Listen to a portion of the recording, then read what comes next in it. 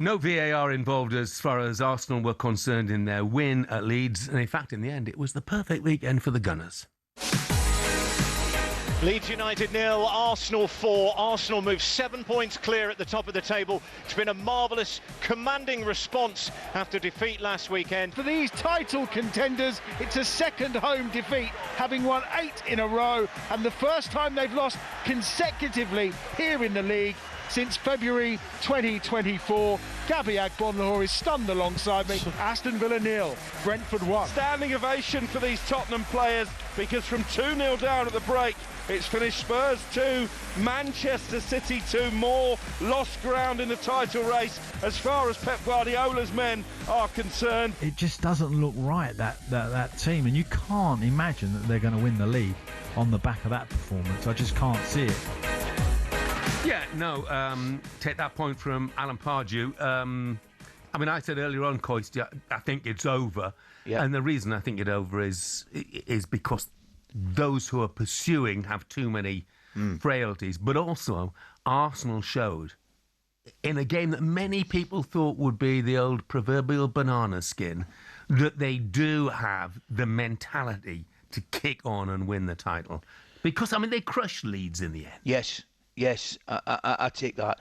It's generally speaking, though, I looked at it the morning of the game, for Jeff. It's generally a place they do exceptionally well, Arsenal, and I fancied them strongly. I didn't fancy me to dismantle Leeds the way they did, because that's what they did. It was a proper job they did on them. But yeah, if ever there was a wee reminder, but I keep saying to you, Jeff, I haven't yet this season seen Arsenal, really weak or not. Even the games they've lost. Do you know what I mean? The games they've lost, they've been in them. I keep going back about the game up at Anfield, the Manchester United game. They haven't really put a foot wrong. Yes, they've lost a couple of games. I get that, and that is going to happen. But if you look at it, Jeff, I just think the level of performance and the level of result has been fabulous so far. Yeah. And I don't see them collapsing. No, I don't either. Bukayo Saka, of course, injured in the warm-up. But Noni Madueke took his place. What a game he had. But Jeff, that's him. And you've heard me going on about him for weeks and weeks and weeks. I think he's a different level. Yeah. I really do. I think he gives you something in a wide area that none of them give you.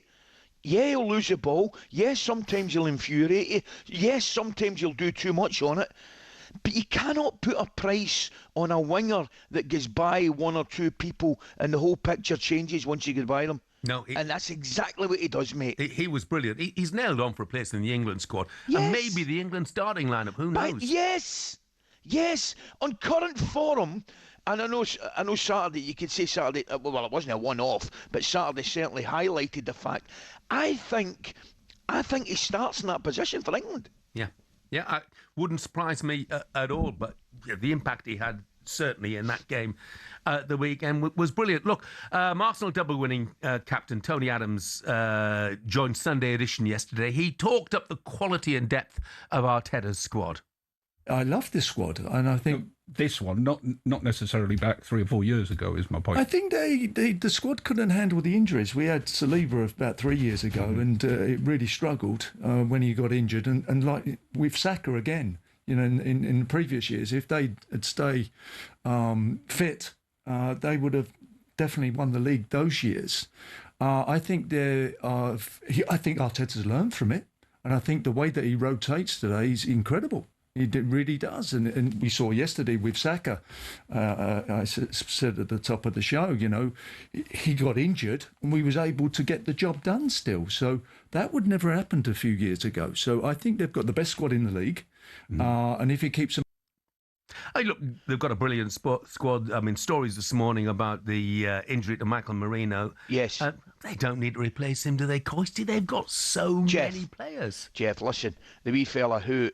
incidentally, I think has been terrific. Saka's been absolutely terrific, right? So he comes off injured, he comes up in the warm-up. Listen, sit down and have a wee listen to this. This is who come off the bench at the weekend, right?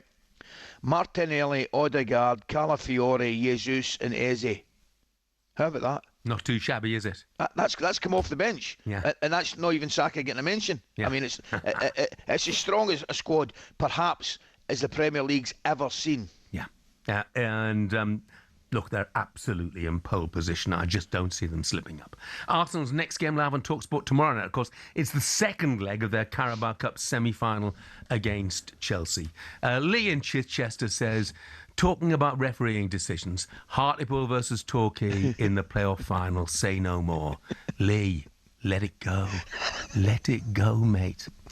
Coming up, we bring you the very latest from transfer deadline day. Get Chris back on to ask him about that. Whether your club is going to make the deal that you want.